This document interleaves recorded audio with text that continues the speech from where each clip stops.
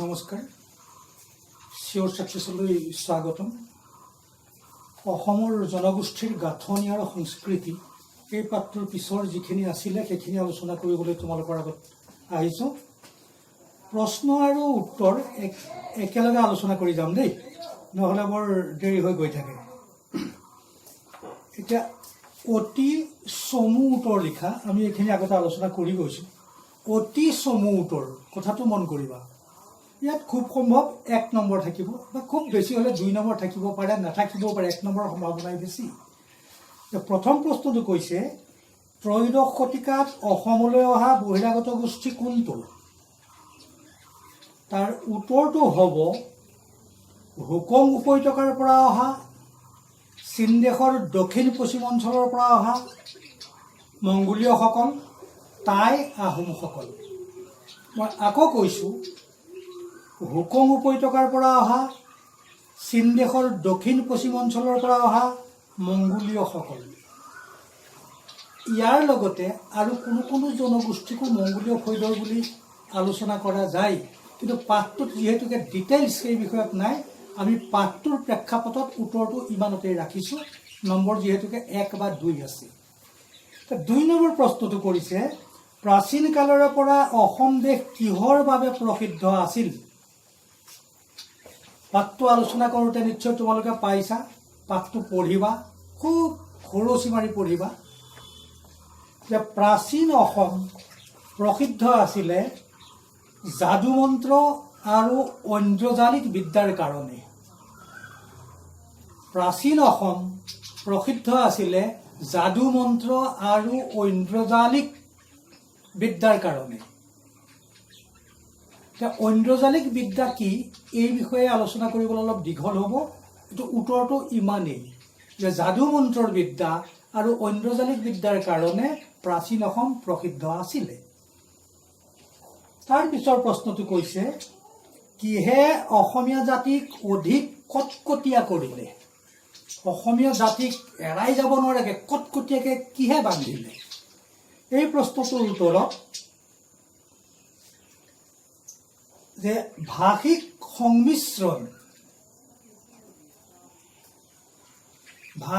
সংমিশ্ৰণে বিভিন্ন ভাষা যে আহিল, এই ভাষাবিলাকৰ সংমিশ্ৰণ হ'ল। এই ভাষিক সংমিশ্ৰণে অসমীয়া জাতি আৰু সংস্কৃতিক অধিক কটকটীয়া কৰিলে। ভাষিক সংমিশ্ৰণে বিভিন্ন ভাষা আহিল, ইটোৰ শব্দ ল'লে, সিটোৰ শব্দ ল'লে, সিটোৰ পৰাও ল'লে, সিটোৰ গাঁথনি ল'লে। এই গোটেইটোৱে অসমীয়া ভাষা আৰু সংস্কৃতি চহকী হ'ল আৰু ই কটকটীয়া কৰি দিলে, এৰাই যাব নোৱাৰা কৰি দিলে। এতিয়া অসমীয়া ভাষাৰ পৰা কিছু আঁতৰ কৰি দিলে, কোনখিনি আঁতৰ কৰি দিলে আমি ধৰিব নোৱাৰোঁ, এনেকৈ মিলি গ'ল। সমন্বয়ী আৰু সংহতি এই দুইটা এনেকৈ বান্ধ খাই গ'ল যে কটকটীয়া হৈ গ'ল। গতিকে ইয়াৰ উত্তৰটো হ'ব ভাষিক সংমিশ্ৰণে অসমীয়া জাতি আৰু সংস্কৃতিক অধিক কটকটীয়া কৰিলে। তাৰ পিছৰ প্ৰশ্নটো হ'ল, সকলোকে বান্ধি থোৱা এনাজৰীডাল কি আছিল? সকলোকে বান্ধি থোৱা এনাজৰীডাল কি আছিল? এনাজৰী মানেনো কি জৰী? যিডাল জৰী আচলতে নায়েই, এনাজৰী, নথকা জৰী, কিন্তু বান্ধি দিলে সেইডাল এনাজৰীৰেই। তাৰ উত্তৰটো হ'ল যে অসমীয়া ভাষাই হ'ল এনাজৰী। এই এনাজৰীডালেই সকলোকে বান্ধি কটকটীয়া কৰি দিলে। বিভিন্ন জনগোষ্ঠীয়ে আহি নিজৰটো এৰি অসমত অসমীয়া ভাষাটোকে গ্ৰহণ কৰি ল'লে। গতিকে ভাষিক ঐক্যই সাংস্কৃতিক ঐক্য আনিলে। ভাষিক ঐক্যই চিন্তা চেতনা ধ্যান ধাৰণাত ঐক্য আনিলে। ভাষিক ঐক্যই সকলোকে একে বুলি ভাবিবলৈ, এক ভাষিক বুলি ভাবিলৈ মনটোক উদ্বুদ্ধ কৰিলে। সেই অৰ্থত কোৱা হৈছে যে ভাষিক যে অসমীয়া ভাষাই হ'ল সেইডাল এনাজৰী যিডালে আমাক বান্ধি পেলালে। অসমৰ মংগোলীয় গোষ্ঠীৰ লোক কোনবিলাক? আগতেই কৈ আহিছোঁ, 1 নম্বৰ প্ৰশ্নটোৰ উত্তৰটো ইয়াত মোটামুটি হয় যে টাই আহোমসকল, সেইসকলেই হৈছিলে আমাৰ মংগোলীয় গোষ্ঠীৰ লোক অসমলৈ আহিছিল। গতিকে 1 নম্বৰ প্ৰশ্নটোৰ অতি চমু উত্তৰ এইখিনিতেই শেষ হৈছে। 2 নম্বৰ প্ৰশ্নত অতি চমু বুলি কোৱা নাই, চমু উত্তৰ বুলি কৈছে। একেবাৰে চমু নহয়, মানে অকণমান 2-3টা বাক্য হয়তো আহিব পাৰে, এইটো হ'ল চমু উত্তৰ। ইয়াৰ প্ৰথম প্ৰশ্নটো কৈছে যে অসমীয়া জনগোষ্ঠীৰ ধাৰক বুলিলে কোনসকলক বুজায়?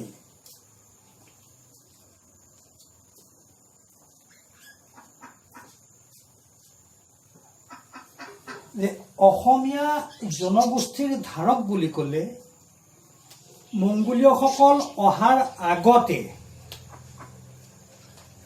যিসকল আমাৰ ইয়াত আছিলে তেওঁলোককে ইয়াৰ ধাৰক বুলি কোৱা হৈছে। কিতাপত যথেষ্টখিনি আছে, এই কথাখিনিকে আমি ক'ব লাগিব যে মিচিং, কছাৰী, তিৱা, কাৰ্বি, দেউৰী আদিসকল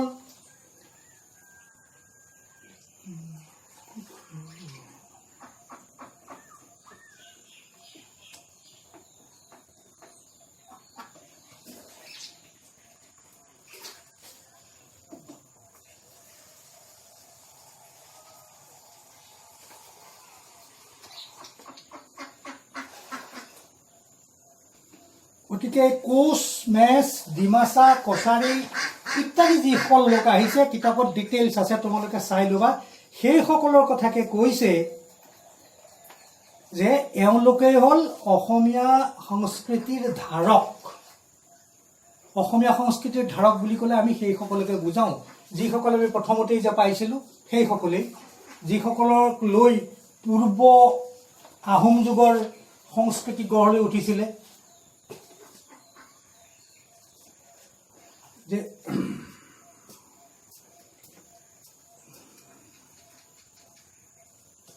গতিকে মূলতে অসমীয়া জনসংস্কৃতিৰ ধাৰক এইবোৰো জাতিগোষ্ঠীয়ে আছিল। কোনবোৰ?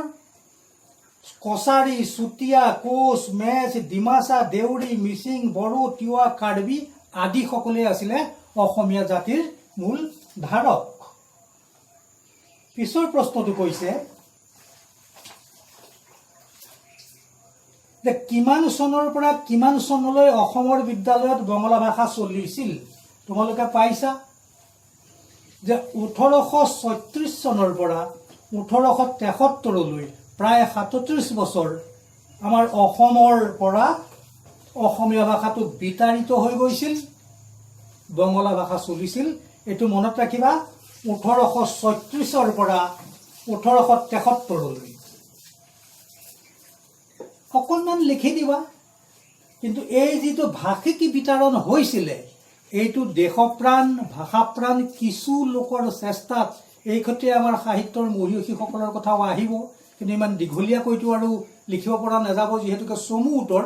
তেওঁলোকৰ চেষ্টাত এই যুদ্ধখনত ৰথৰ সাৰথি দিয়া সাহিত্যৰথী বেজবৰুৱাও অন্যতম আছিলে। এখেতসকলৰ প্ৰাণপণ চেষ্টাৰ পিছত পুনৰ 1873ৰ পিছত অসমীয়া ভাষাই নিজৰ মৰ্যাদা ঘূৰাই পাইছিলে। লেখকে কৈছিলে যে অসমক পৰাভূত কৰিব পৰা প্ৰথম প্ৰচেষ্টাটো বিফল হ'ল। এই ভাষিক যুদ্ধখনে অসমক জয় সাব্যস্ত কৰিলে। ইয়াৰ পিছৰটো হ'ল চাহ উদ্যোগৰ কৰ্মীসকল কোন? তেওঁলোক ক'ৰ পৰা অসমলৈ আহিছিল? ইয়াত কিতাপতে আছে বিহাৰ, উৰিষ্যা, মধ্যপ্ৰদেশ আৰু উত্তৰ প্ৰদেশৰ পৰা তেওঁলোক অসমলৈ আহিছিলে। মানে চাহ উদ্যোগ হ'ল, ব্ৰিটিছে প্ৰতিষ্ঠা কৰিলে। এই চাহ উদ্যোগত, চাহ বাগানত কাম কৰিবৰ কাৰণে সেই সময়ৰ অসমীয়া মানুহে আজিও বৰ ভালকৈ জানে বুলি আমি ক'ব নোৱাৰোঁ বোধ কৰোঁ। তেতিয়া চাহ বাগানত কাম কৰিবৰ কাৰণে মানুহ আনিবলগীয়া হৈছিলে। এয়া আনিছিলে বিহাৰ, উৰিষ্যা, মধ্যপ্ৰদেশ আৰু উত্তৰ প্ৰদেশৰ পৰা। তেওঁলোক হ'ল চাওতাল, কুৰ্মী, মুছহৰ, মুণ্ডা, তেলেঙা, হো, ভূমিজ, ওৰাং, তাঁতী, লোহাৰ আদি।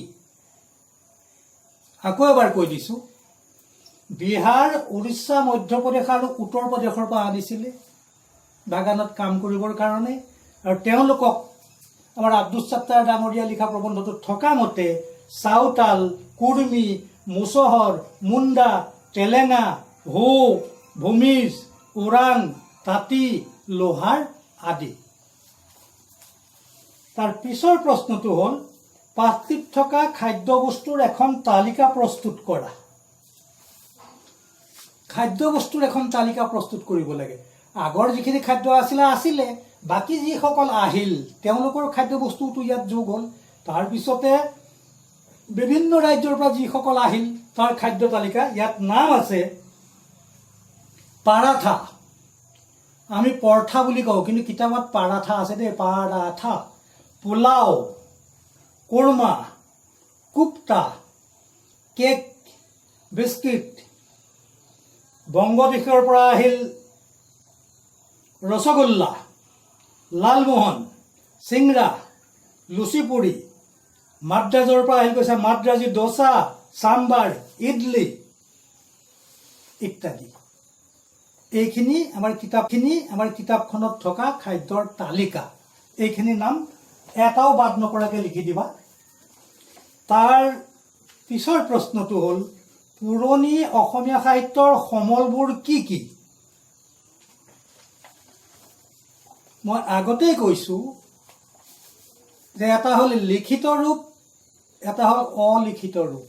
লিখা নাই, সেই সমল বিচাৰি গ'লে সেই অলিখিত কথিত গীত মাতৰ মাজলৈ যাবলগীয়া হয় গৱেষকসকল। এতিয়া আমাৰ লেখকে কৈছে যে পুৰণি অসমীয়া সাহিত্যৰ সমল হৈছে অলিখিত গৰখীয়া নাম, নিচুকনি গীত, নাও খেলোৱা গীত, বাৰমাহী গীত, আই নাম, বিয়া নাম, বনগীত, বিহুগীত, দেহ বিচাৰৰ গীত, মন্ত্ৰ সাহিত্য আৰু ডাকৰ বচন আদি। এইখিনিয়ে হ'ল পুৰণি অসমীয়া সাহিত্যৰ সমল। এই সমলখিনিকে লৈ, এইটোকে বুনিয়াদ হিচাপে লৈ পৰৱৰ্তী আমাৰ যি অসমীয়া ভাষা লিখিতই হওক কথিতই হওক বিকাশ হৈ আছে আৰু আহি আজি তোমালোক এই পৰ্যায়ত পাইছাহি। মই আকৌ এবাৰ কৈ দিছোঁ, কিতাপত আছে, ভালকৈ পঢ়ি ল'বা, মনত ৰাখিবা। গৰখীয়া নাম, নিচুকনি গীত, নাও খেলোৱা গীত, বাৰমাহী গীত, আই নাম, বিয়া নাম, বনগীত, বিহুগীত, দেহ বিচাৰৰ গীত, মন্ত্ৰ সাহিত্য আৰু ডাকৰ বচন আদি। এইখিনি হ'ল অসমীয়া পুৰণি সাহিত্যৰ সমল। তাৰ পিছৰ প্ৰশ্নটো আছে, গোটেইবিলাক প্ৰশ্নৰ উত্তৰ মই কৰিম বুলি ভবা নাই, তোমালোকে পঢ়া শুনা কৰিলে পাবা, যে অসমৰ বৈচিত্ৰ্যপূৰ্ণ জনগোষ্ঠীৰ গাঁথনিতে অসমীয়া সংস্কৃতিৰ বৈশিষ্ট্য ৰক্ষা পৰিছে। কথাষাৰৰ গুৰুত্ব ব্যাখ্যা কৰি অসমৰ জনগোষ্ঠীৰ বৈচিত্ৰ্যৰ কথা বৰ্ণনা কৰা। বৈচিত্ৰ্য মানে বিবিধতা, ভিন্নতা, বেলেগ বেলেগ। গতিকে আমাৰ জনগাঁথনিটো বৈচিত্ৰ্যপূৰ্ণ। কোচ, মেচ, ডিমাচা, কছাৰী, মিচিং, তিৱা, কাৰ্বি ইত্যাদিসকল। তাৰপিছত আকৌ চাউতাল, কুৰ্মী, হো, ভূমিজ, মুণ্ডা, তেলেঙা এইসকল। এই সকলো জনগোষ্ঠী ভিন্ন, বেলেগ বেলেগ, কিন্তু একেলগে আছে। এখন ফুলনিত বিভিন্ন ফুল একেলগে ফুলি আছে। এইটোৱে হৈছে অসমীয়া জনগোষ্ঠীৰ বৈচিত্ৰ্য আৰু সেইটো হৈছে সংস্কৃতিৰো বৈশিষ্ট্য। এই কথাখিনিকে অলপ মুকলিকৈ আলোচনা কৰি লিখিবা। বিশেষ এটা ঔদ্যোগিক আবেষ্টনীৰ মাজত বসবাস কৰিব লোৱা কাৰণেও থলুৱা সংস্কৃতিৰ পৰা আঁতৰিও পৰিল। ইয়াত কি ঔদ্যোগিক আবেষ্টনীৰ কথা উল্লেখ কৰিছে আৰু কোনে কিহৰ বাবে আঁতৰি পৰাৰ কথা কৈছে পাঠৰ আলমত বিচাৰ কৰা। এইটোৱে চাহ বাগান খোলাৰ পিছত যিটো ঘটনা ঘটিল সেই কথাটো ইয়াত ক'বলৈ গৈছে। চোৱা, এইটো পেৰাগ্ৰাফত আছে যে ব্ৰিটিছ আহিল, চাহ উদ্যোগ প্ৰতিষ্ঠা হ'ল, এই কুৰ্মী, চাউতাল এইসকল আহিল, কিন্তু তেওঁলোকক উন্নয়নৰ বাবে, শিক্ষা দীক্ষাৰ উন্নয়নৰ বাবে বিশেষ ব্যৱস্থা নল'লে। চাহ বাগানৰ মাজতে তেওঁলোক আবদ্ধ হৈ থাকিল। চাহ বাগানৰ কাষৰীয়া জনসমাজৰ লগত তেওঁলোক বৰ বেছিকৈ মিলি যাব নোৱাৰিলে যদিও কিন্তু আজি মন কৰিব লাগিব যে এই মজদুৰ ভাইসকল, এই শ্ৰমিকসকল অসমীয়া জাতিৰ এটা অবিচ্ছিন্ন অংগ। এই কথাটো কিন্তু মনত ৰাখিব লাগিব। এই এটা চাহ বাগানৰ ঔদ্যোগিক আবেষ্টনী, ঔদ্যোগিক এখন বেৰা আছে। ইয়াৰ মাজতে সুমুৱাই থোৱাৰ কাৰণে বাকীসকলৰ লগত তেওঁলোকৰ সম্পৰ্কটো বৰ ক্ষীণ হ'ল। সেই অৰ্থতে লেখকে ক'বলৈ গৈছে যে বিশেষ এটা ঔদ্যোগিক আবেষ্টনীৰ মাজত বসবাস কৰিবলৈ লোৱা কাৰণেও থলুৱা সংস্কৃতিৰ পৰা আঁতৰিও পৰিল। তেওঁলোকৰ সংস্কৃতি কিছু সুকীয়া হৈ ৰ'ল, আমাৰ লগতে নিমিলিল। লাহে লাহে সময়ত আহি আছে, কিন্তু এতিয়াও লক্ষ্য কৰা যায় বাগানৰ আমি যি বাবু ষ্টাফ বুলিয়ে ক'ব পাৰোঁ, বাগানৰ যি ষ্টাফ তেওঁলোকে কাষৰ ৰাইজৰ লগত বিশেষ সহযোগিতা নকৰে। বাগানৰ পৰিচালকে, মেনেজাৰ জাতীয় যিখিনি, তেওঁলোকৰ লগত সাধাৰণ মানুহৰ সম্পৰ্কটো নাথাকে। অৱশ্যে প্ৰশাসনিক কাৰণত সকলোৰে লগত সমানে সহযোগিতা কৰিলে বোধ কৰোঁ এনেকুৱা উদ্যোগবিলাক চলাবলৈও কিছু টান হয়। তাৰ কাৰণেও হ'ব পাৰে, কাজ কৰিবলৈ সহজ হ'ব লাগিব। সকলোৰে লগত মিলি চব কাম কৰিবলৈ গ'লে বাগানৰ কাম কেনেকৈ চলিব? তেওঁলোকৰো নিশ্চয় কিবা কাৰণ আছে, সেইটো ইয়াত ব্যাখ্যাৰ প্ৰয়োজন নাই।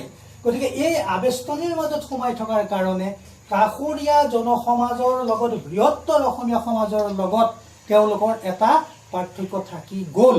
এই অৰ্থত কৈছে যে বিশেষ এটা ঔদ্যোগিক আবেষ্টনীৰ মাজত থকাৰ কাৰণে তেওঁলোক থলুৱা সংস্কৃতিৰ পৰা আঁতৰিও থাকিল। এইখিনি কথা। তাৰ পিছৰটো হ'ল এটা সংমিশ্ৰিত সংস্কৃতিসম্পন্ন জাতি ইয়াক নুই কৰাৰ কোনো যুক্তি তৰ্কৰ অৱকাশ নাই। ইয়াত লিখকে কাক আৰু কি সংস্কৃতিসম্পন্ন জাতি বুলি কৈছে, নুই কৰাৰ কোনো যুক্তি তৰ্কৰ অৱকাশ নাই বোলা কথাষাৰৰ সত্যাসত্য বিচাৰ কৰা। এই সংমিশ্ৰিত সংস্কৃতিসম্পন্ন জাতি অসমীয়া জাতিটোকে কৈছে, অসমীয়া ভাষা জাতিৰ কথাই কৈছে। এই কথাটো একেবাৰে সঁচা। ইয়াক না কৰাৰ, নুই কৰাৰ, ইয়াক নহয় বুলি কোৱাৰ কোনো কাৰণ নাই। এই কথাটো ক'বলৈ গৈছে। কাৰণ আমি গোটেই পাঠটো আলোচনা কৰোঁতেতো বস্তুবিলাক পায়ে আহিছোঁ। অসমীয়া জাতি, অসমীয়া ভাষা, অসমীয়া সংস্কৃতি, এই গোটেইবিলাক আমাৰ ভাষা, আমাৰ সংস্কৃতি,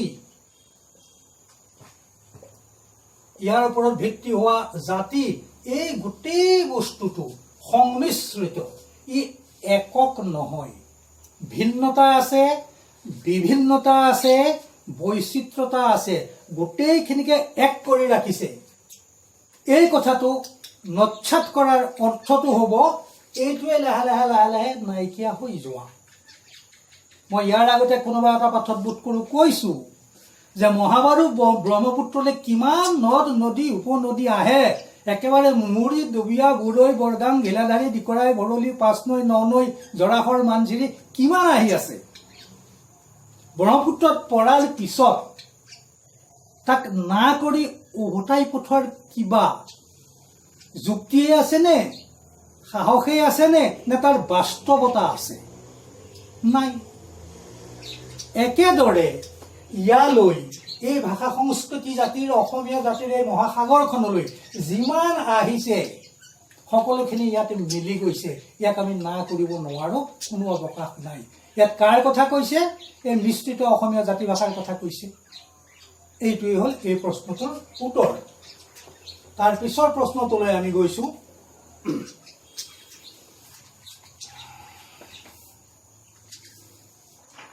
যে লগে লগে সংস্কৃতিৰ ৰূপান্তৰ ঘটিল। কিহৰ লগে লগে সংস্কৃতিৰ ৰূপান্তৰ ঘটিছিল, এই ৰূপান্তৰ কিদৰে ঘটিছিল বুজাই লিখা বুলি কৈছে। অসমীয়া ভাষাক সকলোৱে নিজৰ ভাষা বুলি গ্ৰহণ কৰিলে। ঘৰত নিজৰ মাজত যি ভাষাতেই কথা পাতক, তেওঁলোকৰ নিজৰ ভাষাতেই কথা বতৰা পাতিব পাৰে। বাহিৰলৈ ওলাই আহিলেই প্ৰয়োজনত, বাস্তৱৰ তাগিদাত প্ৰত্যেকে অসমীয়া ভাষাৰে সৈতে যোগাযোগ কৰিলে। ভাষাটোৰ অকণমান সলনি হৈ গ'ল। এটা জনসমষ্টিৰ ভাল লগা ৰীতি নীতি, আচাৰ ব্যৱহাৰ, খোৱা বস্তু, ৰন্ধন প্ৰকৰণ, পোচাক পৰিচ্ছদ, দৈনন্দিন বাচন বৰ্তন, আচবাব, অলংকাৰ, সাজ সজ্জা, ঘৰ দুৱাৰ সজাৰ ষ্টাইল সকলো লাহে লাহে লাহে লাহে ৰূপান্তৰ হৈ থাকিল। এটা সময়ত যিটো আছিলে পূৰ্বতে এই সকলোবিলাক আহি মিলনৰ ফলত সকলোতে লাহে লাহে ৰূপ সলনি কৰিলে। মন কৰি চাই আমাৰ আজিকালি খোৱা বোৱাৰ যিটো ধৰণকৰণ, আজিৰ পৰা ৬০-৭০ বছৰ আগতে পাকঘৰত ডাইনিং টেবুল নাছিলে, গেছ নাছিলে, এইটোতো অতি আধুনিক যুগ। তাৰো আগতে একেবাৰে আমি মাটিত একেলগে বহি গোটেই ঘৰখনে খোৱা বোৱা কৰিছোঁ। আজি ষ্টাইল কিমান সলনি হৈ গ'ল, আমাৰ পিন্ধা উৰাত কিমান সলনি হ'ল। এতিয়া আছে নেকি ধুতি চোলা পিন্ধা মানুহ দেখিবলৈকে নাই। মূৰত পাক মৰি ধুনীয়াকৈ পাক চাক মাৰি ঘূৰি ফুৰা মানুহ কেইজন দেখিবলৈ পোৱা। সাজ সজ্জাত পৰিৱৰ্তন আহিল, ঘৰ দুৱাৰৰ ষ্টাইলত পৰিৱৰ্তন আহিল, খোৱা বোৱাৰ বাচন বৰ্তনত পৰিৱৰ্তন আহিল, চবতে পৰিৱৰ্তন, ৰূপান্তৰ ঘটিল। জ্যোতিপ্ৰসাদ আগৰৱালাই কৈ গৈছে যে ৰূপান্তৰেহে জগত সুন্দৰ কৰে। একেটা অৱস্থাতে যদি সদায় থকা যায়, স্থিতাৱস্থা, সেইটোতো সভ্যতা সংস্কৃতিক গতি দিব নোৱাৰিব। য'তে আছোঁ ত'তে ৰৈ থাকিম। গতি দিব কোনে? সকলো আহিছে, চহকী হৈছোঁ তেওঁলোকক লৈ, তেওঁলোকো চহকী হৈছে আমাক লৈ। আমি ৰূপান্তৰ হৈছোঁ, পৰিৱৰ্তন হৈছোঁ, সলনি হৈছোঁ, চবতে বাহিৰে ভিতৰে আমি সলনি হৈছোঁ। এই যিটো ৰূপান্তৰ, এই ৰূপান্তৰেহে পৃথিৱীখনক সুন্দৰ কৰিছে। এই ৰূপান্তৰৰ বাটেদি আমি আগুৱাই গৈ আছোঁ। সেই অৰ্থত কৈছে যে যিটো প্ৰশ্ন কৰিছে যে লগে লগে সংস্কৃতিৰ ৰূপান্তৰ ঘটিল, তেওঁলোক আহিল, আমাৰ লগত মিলিল, একেদিনাই হোৱা কথা কিন্তু নহয়। এইটো প্ৰচেছ অফ এছিমিলেশ্যন পাই আহিছা। লাহে লাহে আত্মীয়কৰণ হৈ আছে।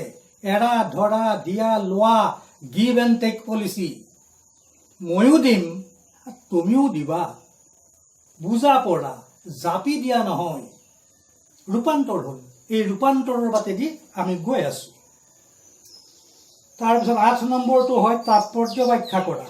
দেখা যায় সকলোকে বান্ধি থোৱা এনাজৰীডাল আছিল অসমীয়া ভাষা। মই আকৌ ক'বলৈ নাযাওঁ।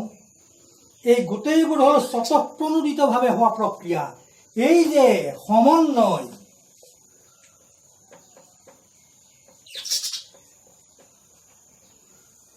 এই যে সমন্বয় নিজে নিজে হোৱা, ইয়াত কোনেও কাকো জোৰ কৰি জাপি দিয়া বস্তু নহয়। স্বতঃস্ফূৰ্ত, স্পণ্টেনিয়াছ, নিজে নিজে নিজে নিজে।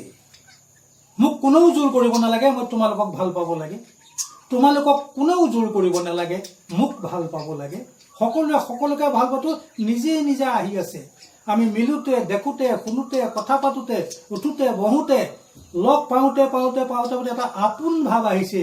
আৰু তেতিয়া আমি স্বতঃস্ফূৰ্তভাৱে নিজৰ অন্তৰৰ পৰা ওলাই আহিছে আমি সকলোৱে এই প্ৰক্ৰিয়াটোত, জাতি গঠনৰ প্ৰক্ৰিয়া, ভাষিক বিকাশৰ প্ৰক্ৰিয়া, জাতিৰ বিকাশৰ প্ৰক্ৰিয়াত আমি অংশগ্ৰহণ কৰাৰ একোজন সদস্য হৈ পৰোঁ, নিজেও ক'ব নোৱাৰাকৈ। এইটো এটা স্বতঃস্ফূৰ্ত প্ৰক্ৰিয়া বুলি কৈছে। একেখিনি কথা মই কৈয়ে আছোঁ, গতিকে আৰু মই নকওঁ বুলি ভাবিছোঁ। পিছৰ মই ভাষা বিষয়ক যিখিনি সন্ধি, উপসৰ্গ কিবা কিবি এইবিলাকলৈ মই নাযাওঁ। ইয়াতে পাঠটো শেষ হৈছে। এইটোতে আমি প্ৰশ্নোত্তৰো শেষ কৰিলোঁ। আশা কৰোঁ তোমালোকে ভাল পাইছে। কিন্তু মূল কথাটো হ'ল অকণমান চমুকৈ মই আকৌ এবাৰ ক'বলৈ গৈছোঁ। অসমীয়া সংস্কৃতি, অসমীয়া ভাষা, এই গোটেইখিনি হ'ল সমন্বয়ৰ প্ৰক্ৰিয়াৰ মাজেদি আমি আগুৱাই গৈছোঁ। এতিয়া লেখকে বহুতো দুখ কৰিছে এটা কথাত, তোমালোকে চাবা এই সমন্বয়ৰ কথাটো যে এই গোটেইবোৰ হ'ল স্বতঃপ্ৰণোদিতভাৱে হোৱা প্ৰক্ৰিয়া। সংস্কৃতিৰ এয়া স্বাভাৱিক প্ৰক্ৰিয়া। কিন্তু কথাটো কৈছে, এটা বাক্য কৈছে, এইবিলাকক এতিয়া আঁফলা বিচাৰেৰে ভাগ কৰিব নালাগে।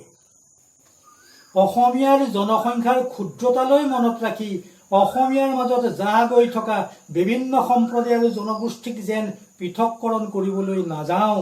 এই গোটেইবোৰক লৈহে অসমীয়া সমাজখন।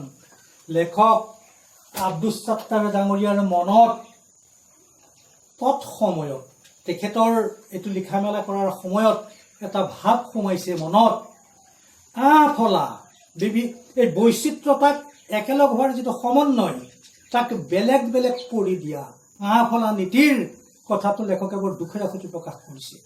গতিকে শেষত সেই আঁফলা বিচাৰ আমি ত্যাগ কৰিব লাগিব। সকলোকে আমি এক কৰিব লাগিব। আমি কেতিয়াও নদ নদী জান জুৰি গোটাই পঠাব নালাগে। আমি ক'ব লাগিব, আহা সকলো আহা আমি একেলগে যাওঁ। এইটোৱেই হ'ল মূল কথা। এইখিনিকে কৈ অসমৰ জনগোষ্ঠীৰ গাঁথনি আৰু সংস্কৃতি পাঠটো সামৰিলোঁ। নমস্কাৰ।